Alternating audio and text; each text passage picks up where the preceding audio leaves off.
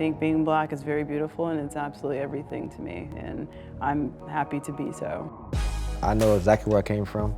I know who my parents are, I know who my grandparents are, I know who my ancestors are. I know the stories that they told me as far as the struggle that they went through.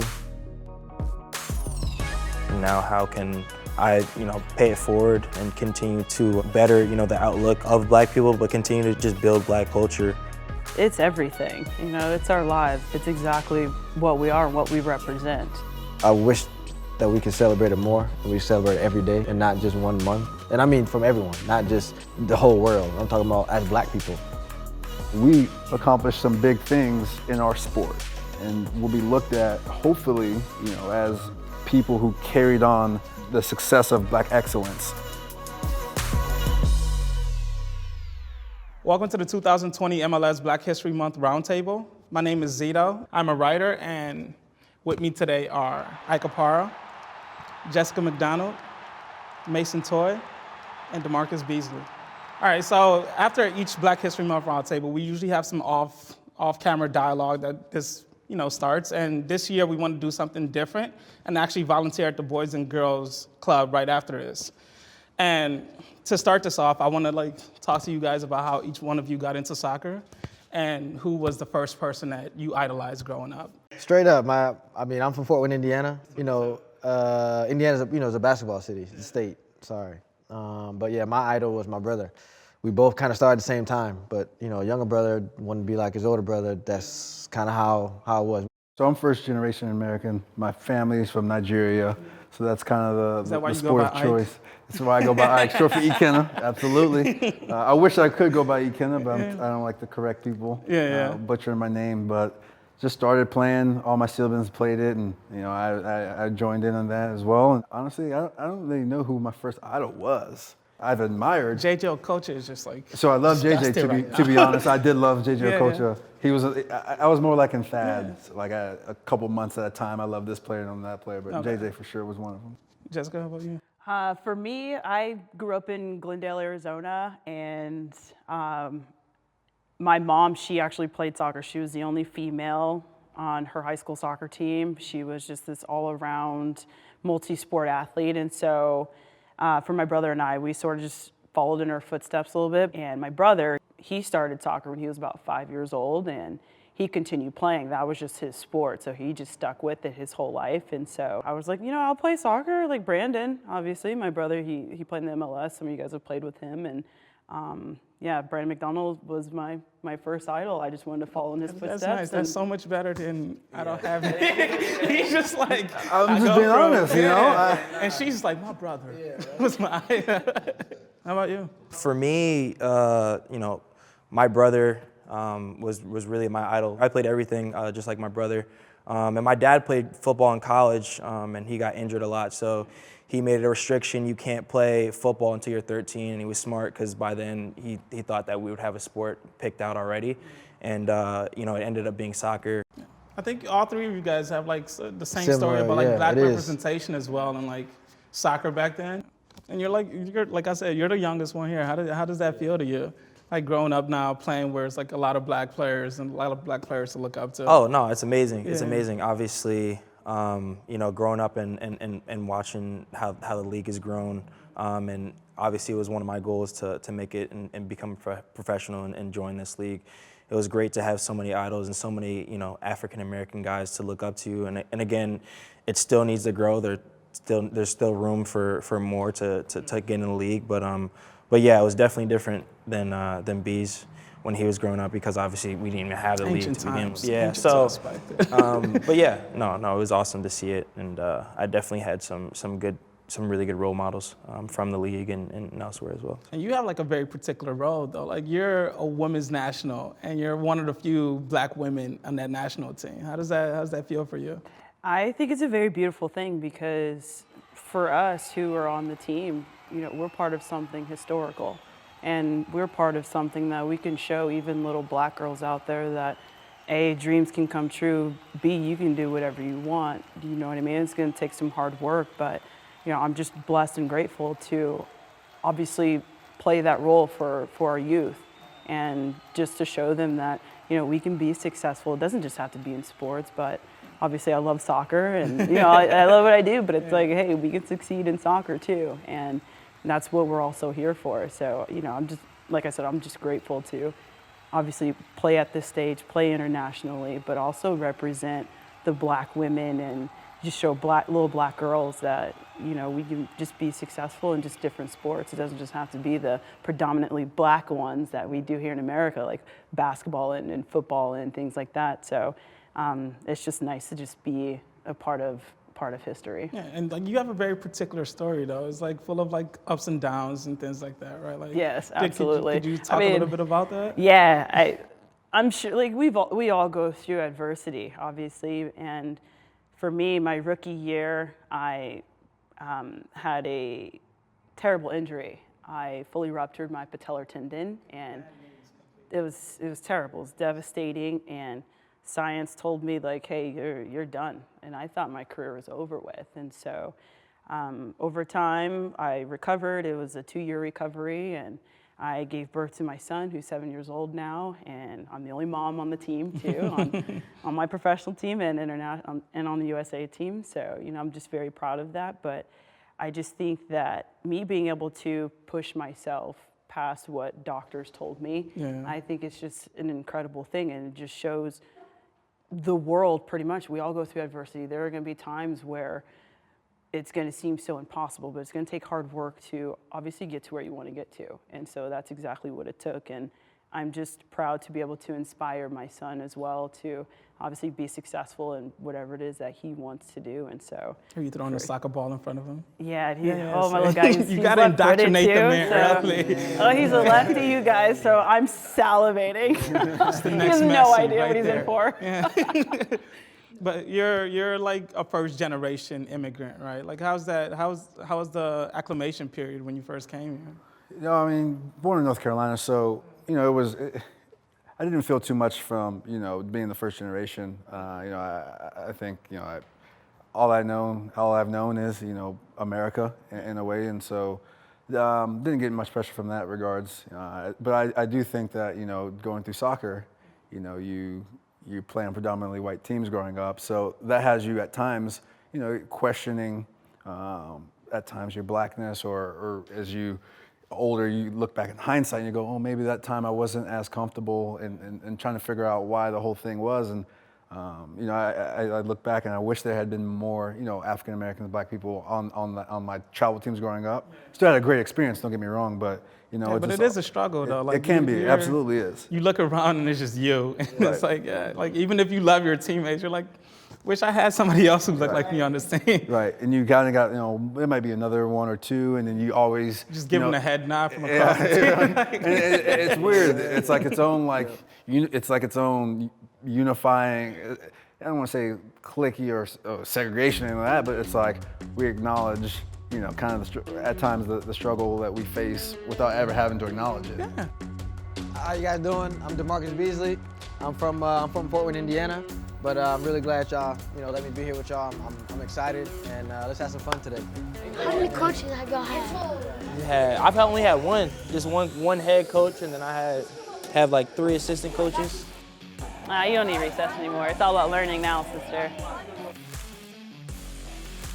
We see a lot of black representation coming up. Like you see more black players, but like we still have a coded racism issue where black players are usually valued for athletic attributes. And like worse than that, that's just what you get reduced to. Like, have you guys had any experience of that? It enrages me. I literally get furious. You don't like pace and power? I mean, I can tell, 'cause for me, I'm just saying, you usually get, you know, for black players, you know, it's big, strong, fast. Like they see and Josie he can run, he can jump, you know, but they don't see, okay, he's, you know, the way he reads the game, you know, how intelligent he is on the field, how if he's a defender, how is he one step ahead of the attacker? They're not talking about that. All thing they're talking about, oh well, he slid tackled someone, and he was strong in that tackle. But what about what he did before that? Reading the game before that, his intelligence, his mind, his mentality. You know what of makes the game. me even more mad is when you read the play and you get there and they say it's only because your athleticism got you. Yeah, exactly. And so it's like you can't win no matter which side of this.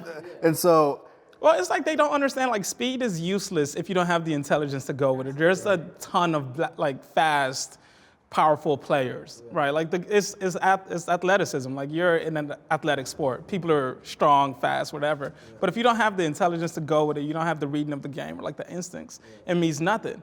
But when you're black, you're still just like, oh, he can jump really high or he can run really fast. And the thing that's kind of disheartening is that some people, you know, they don't know.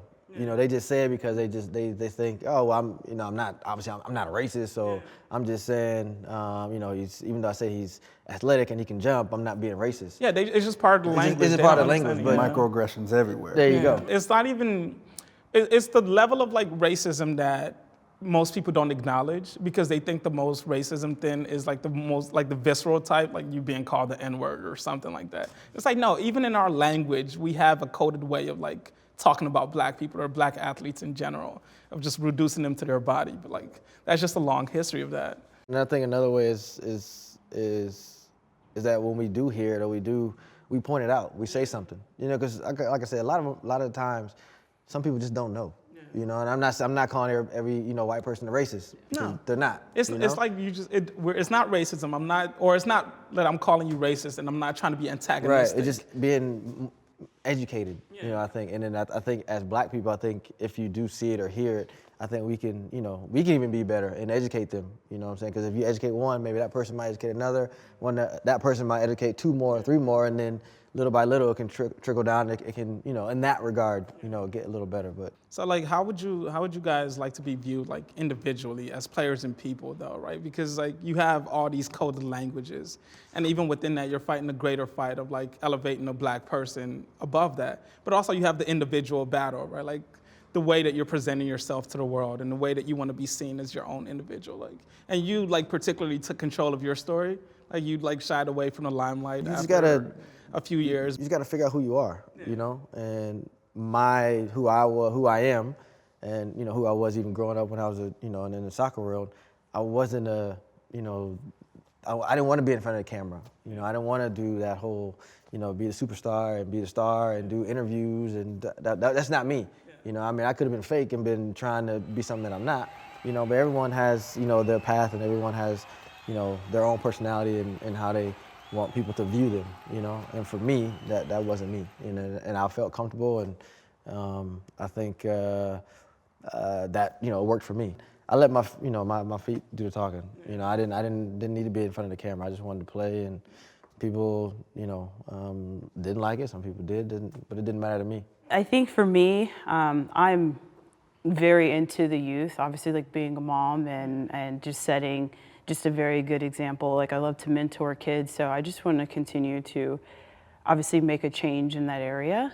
And that's sort of just my main concern with the job that I have, and just being able to have a voice and being able to do that, just help change the youth, because they're part of our future.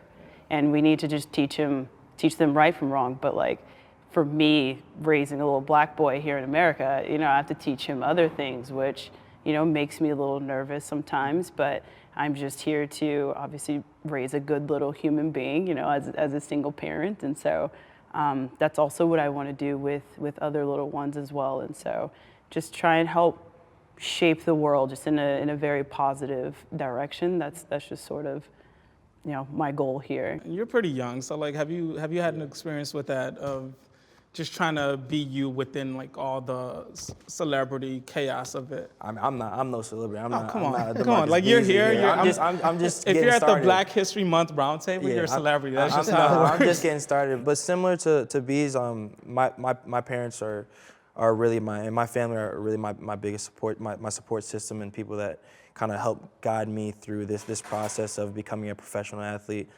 It's funny, like it's so crazy to think about. When I was like 12 or 13, like my mom used to do like practice interviews, and I think it was just for fun, but like it ended up like helping me. Like I feel like when I went to college and started getting interviewed, I felt like I was a little bit more prepared. And then for my dad, we text every day. He texts me every day. I call him after every training session I have, and we kind of go through, how I did and what I think I need to work on. So they've definitely kept me humble, kept me grounded, and they know that I have to hold myself to a higher standard. That's something that they've always told me is, as a black athlete, especially in the MLS, there's not that many, so you have to kind of hold yourself to a higher standard when you're in front of cameras, how you deal with the youth, after games, staying and signing every autograph, and just being like a real, genuine person, and not some star just because I've gotten to the professional ranks. My grandmother's been my most consistent support system. Like, still to this day, she calls me every game day. Same speech since I was like 12 years old. She says the same thing every time. What's the speech? Come on, give us the speech. Daughter, you're amazing. You're there for a reason. You can do all things through Christ who strengthens you. You give it your all, and you be grateful, and I love you. Every time. My grandmother had to teach me how to carry myself because she grew up in Alabama. She witnessed lynching. She witnessed a lot, Georgia, boy. Virginia, Alabama. Yeah, she witnessed a lot. Yeah, and so obviously she taught us right off the bat when we were younger because like we didn't understand really the true difference between black and white as kids. You know, like we're playing soccer. We know we're the only black kids, but like, why do we have to get this speech all the time, you know? And I've been called the N-word on the field in games, you know, as a young girl, and I'm just sitting there like, why would you call me that? Like, I'm just sitting here playing the game just like you. Like, why does it have to take, like, why do you have to take it that far? And so it obviously angers us still to this day. And, you know, I'm just infuriated because it does still exist. And I don't know what kind of response that we need, but somehow we need to come together to obviously make this change because it's very unnecessary to throw so much hatred still, especially people who ain't never done anything to you. It's like, why do I have to be all that? It's like I ain't never done nothing to bizarre you. when you experience it. You're just like, what is like, I don't even know you. Like, Yeah, what I don't is know all you. of this coming from? Like, why, you know? So I don't know what the response is, or obviously we have to carry ourselves in a very positive manner, but like, we have to continue to do something, and obviously our voices are a huge part of that. You have a young son. Like, I know you talked about like just raising a young black boy in America, right? Like how, that has to be stressful sometimes. Yeah, it's nerve-wracking because, you know, it's sad that we even have to have this talk with our kids. Like, why do I need to have this talk with my son? And then he's probably not going to understand either. Like, why are you having this talk with me? What's the point? And so we're still here. It's 2020, and you know, it's really sad, and these are the types of things that we shouldn't have to think about because at the end of the day, we're still human beings. And so for these things to still exist, it's gonna be a very difficult talk to have with him, and I'm gonna have to find, you know, the correct words to say to him because it's gonna shape him into the man that, you know, he's gonna become. And I'm gonna have to be that difference maker for him. You wanna tap it? Give a little tap tap, say mic check. Mic check. Hey. So you sweat a lot? Do I sweat a lot? I do sweat a lot. I'm a sweaty dude though. Like, I'm sweating right now. My armpits is sweaty. All right, so like we have to talk about, I think, as black people in soccer, about what seems like an increasing amount of racism. And I'm personally, I don't think there's an increasing amount. I think it's just being covered now because there's more players being outspoken on it. I've experienced racism, you know, when I was in Europe. You know, not here, not in America, but you know, with some of the players over in Europe, you know, with the, you know, the monkey chants and you know, the throwing bananas at people's feet. You know what I'm saying? Yeah, that stuff. You know, when I was at Rangers, I had that as well. You know, and at that time I was so young. I think I was like 24, I think maybe 20, something like that. So it didn't really register, you know, that it's a problem. Yeah. I mean, I knew it was a problem, and obviously, I told, you know, FIFA and this and that, and they just kind of swept it under the rug, and you know, but at the same time, I didn't. When I was young, you know, you just want to play. You don't really think about the things. And you don't want to cause a disturbance. And you don't want to cause a disturbance because your main job is, you know, is to play football, soccer, you know, and that's what you have to do. But now that, like, I mean, you know, Ike was talking about, when you get older, you kind of, you know, it's like, oh man, that was kind of a thing I should have maybe stepped up and kind of. Yeah, exactly. I missed the opportunity to kind of step up and say something that's not right. This is wrong. How can we stop this? Let's do something different. You know what I'm saying? And it kills me that it's still going on to this day in America and in Europe, just as far as for black players. I think for me, I love that, you know, it's being covered, sure, and that, you know, black athletes aren't taking it anymore. I think the frustration is the response to what's happening. Yeah. You know, sometimes, like DaMarcus said, pushed under the rug. And that's when he was at Rangers, and that was in 03. Oh man, like 06. 06? No, come on, give him like 3 more years. 03? He tried to set you 06. back. They're still getting pushed under the rug, and 14 years later. And so, there aren't very many solutions that are being thrown out there or being implemented, and that's the frustrating part. I think it's great that people aren't standing for it anymore. They're reacting, retaliating, whatever it be, calling it out, but it's the response that is still, light years behind. I got a question. You hear all these things of, what can you do? What would you do? What do you think is the first action we should do to try to get racism out of football? Even before we even get there, right? There are coaches, that say, "Oh, I didn't hear it," or "It didn't happen." Yeah. People in the stadium will say, "It didn't happen." Yeah, and acknowledging that's the first problem. And I'm like, okay, well, we need to get these people. Like, how do you even get these people to acknowledge what's actually happened?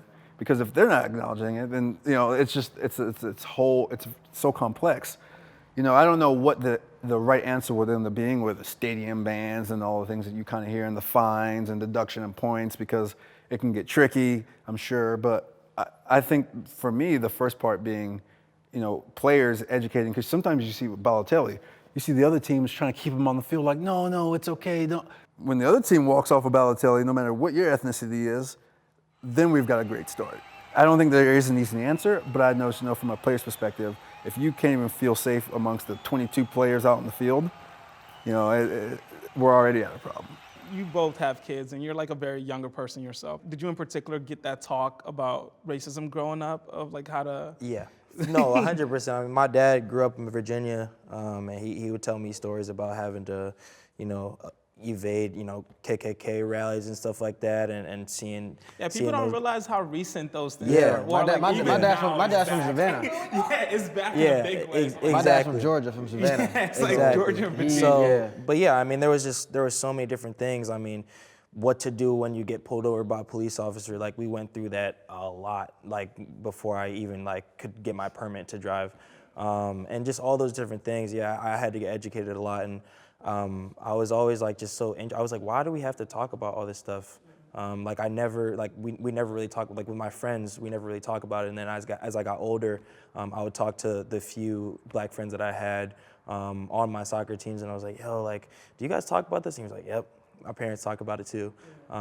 So yeah, but there was a lot of education for me in terms of how to carry myself and how to deal with different situations when you come across racism, because they're like, look, you can't react because they're just gonna be like, oh, it's the same old black kid, that's how they react, they always retaliate. And one thing that I think about sometimes is that black players, that they everyone's different. Everyone's different when they're on the field. Some people walk off, some people keep playing and they say something after. But it's gonna be one time that a black player is gonna go into the stands, hey, Eric Cantona, knock somebody out. But then, but then it's gonna be, the black player. Look what he did. He was aggressive. That one time. Right. That one time. It hasn't happened, but it pisses me off a little bit. You know what I'm saying? Because I know it's gonna happen if they don't. If we don't do something to, kick racism out of football.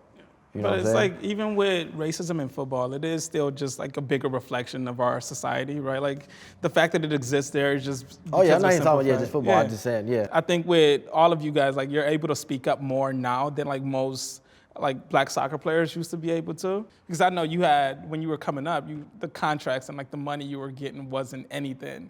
Like, did you feel like you couldn't really say too much because like you weren't getting anything and your position on those teams weren't as solid as it is now? Absolutely, yeah, and it took a while to obviously get here. I mean, you were at probably the beginning of the MLS or close to it, and we had to start somewhere, and started from the bottom of the barrel. And so, but being in this position now, being part of something historical and being able to have a voice, it's like, okay, I went through the hardships already. Now it's time to put my big girl pants on and really put my foot down on these things. So I just want to help change our future. And how are we going to do that? I don't know, but just being able to speak up and speak out is obviously the first and foremost thing that's important. What's your favorite subject in school? My favorite subject would have to be reading. Reading? Oh, that makes me so happy. I love reading. Got it. Got it. I don't care playing football. Y'all ready? Are y'all ready? Yeah, let's go. Uh-oh. Got it.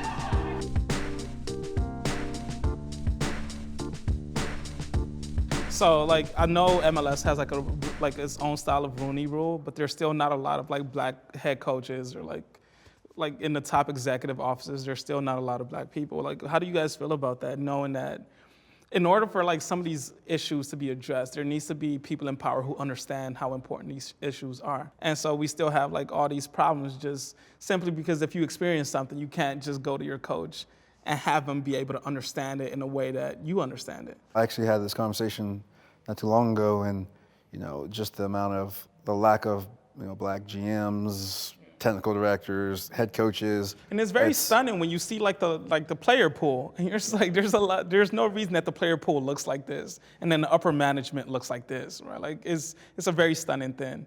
I definitely want to move into the business world, all the things that I've been doing since I retired in October, different meetings, sitting in boardrooms, and the funny thing is, there's not one black person. Yeah. I'm the only black person in those rooms.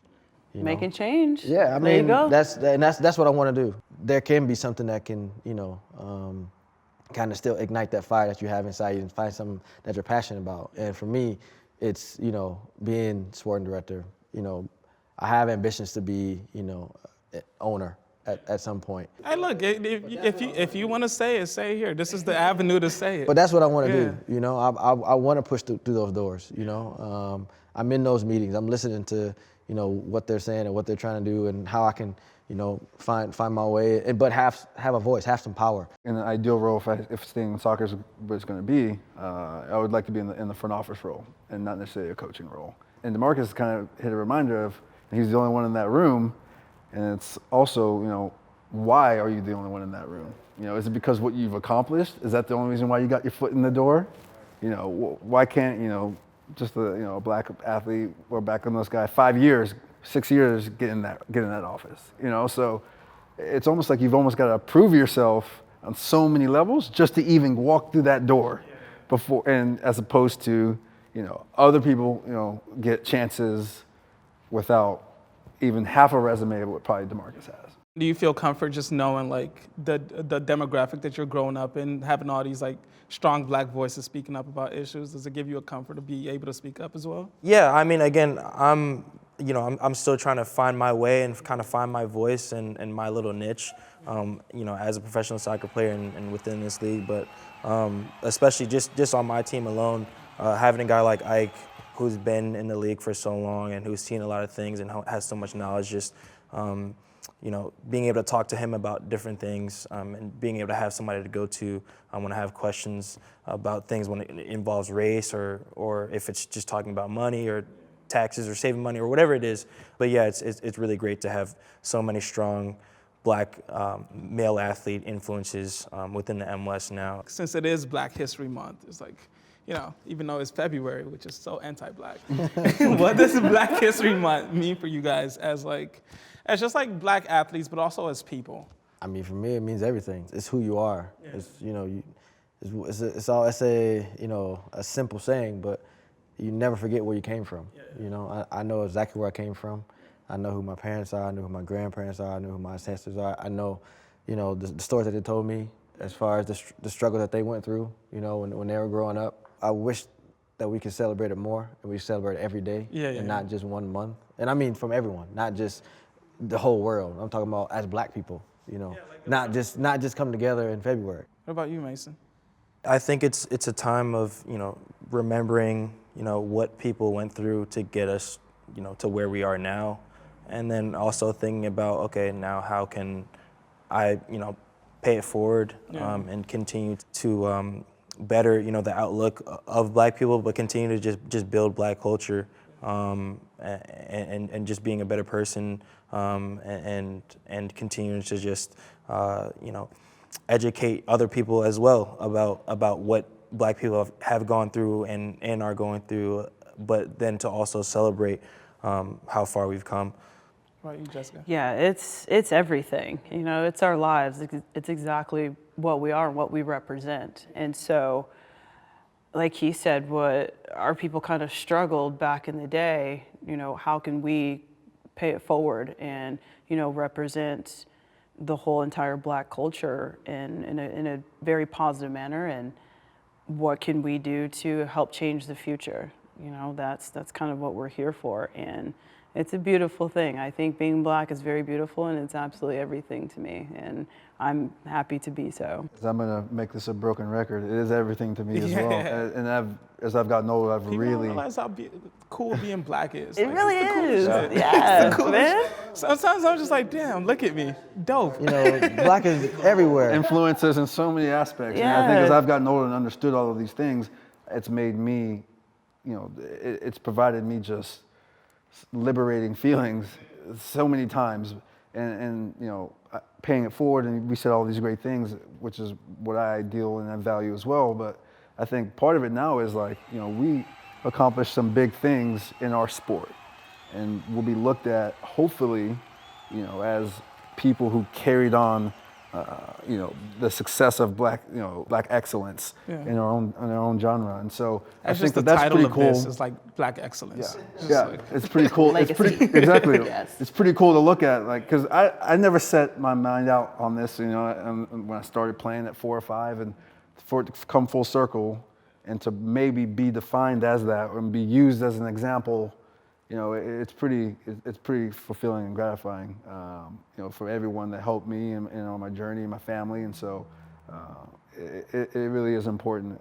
I feel proud, you know, because now you got social media, you got people, a lot of different people that can, you know, kind of get in touch with you, you know, and I read most of the things that people send, and you know, you get you know, sometimes you get, you know, the messages from black kids, and you know, they say, hey, man, I look up to you, or some of them, they're like 45 years old. I'm like, man, you really got me into the sport, you know, when I was 20. Like, imagine, like, you know? not a lot of Black people were watching American soccer, and then they just see you out there, and it's like, damn, look at him. Yeah, you know, so I mean, that part, you know, it's you know, I feel a sense of pride, you know, of with being Black, and that part will never change. Like, being Black is some cool shit. It really is. Yeah. It's really cool, man. Oh, scoop! Scoop, did he scoop? He still got it, people, out of retirement. Oh! We going this way. We going. Push it. Push it.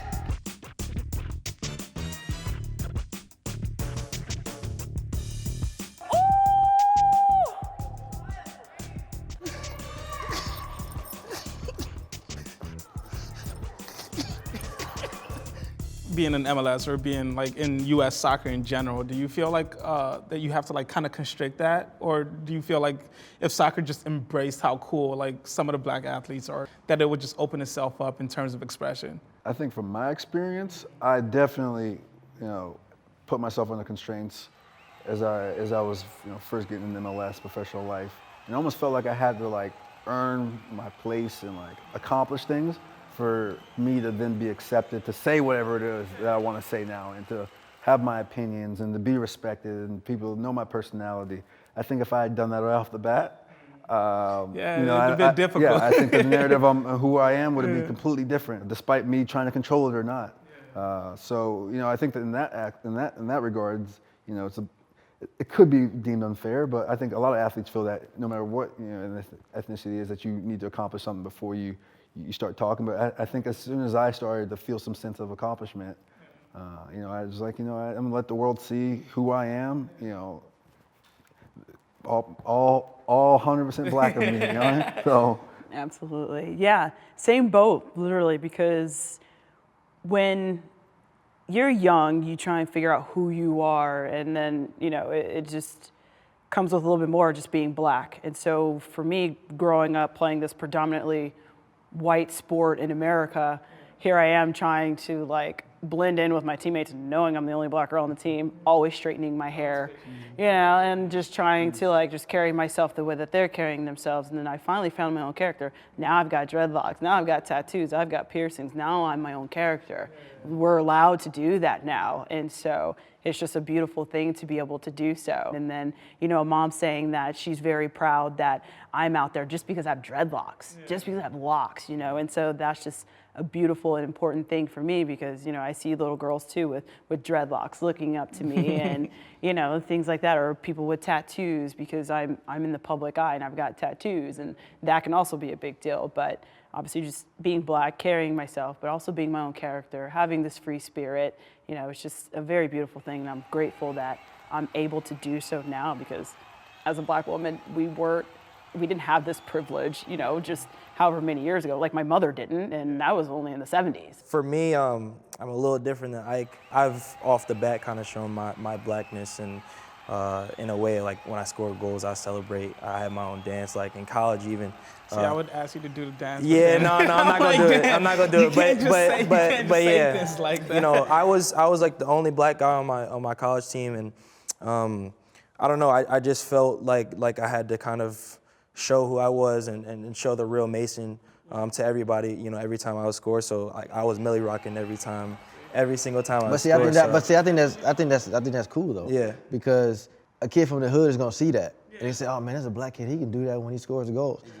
So you might not know, but you paving the way already for kids. Yeah, like we're talking about like idols you know here. What I'm saying? And like what you're doing. What you're doing. Yeah, be you, man. Be you. What you do. Kids are gonna see that. You know, when they turn on TV and they maybe see a soccer game or see something on Sports Center, and they see a black kid doing that, you know, when they score a goal, and it's like, oh man, I can do that. Soccer's kind of cool, you know. So you might not know, but you are literally paving the way for the kids younger than you. I'm just trying to have fun out here. When you score against these kids in the Boys and Girls Club, you got a Millie rock. That's all I want to say. I'm not gonna do that. Thank you so much. Thank all of you guys so much for joining our Black History Month Roundtable this year. Like this was a really exciting time, and I really enjoyed it. Thanks for having us. Appreciate it. Thank you.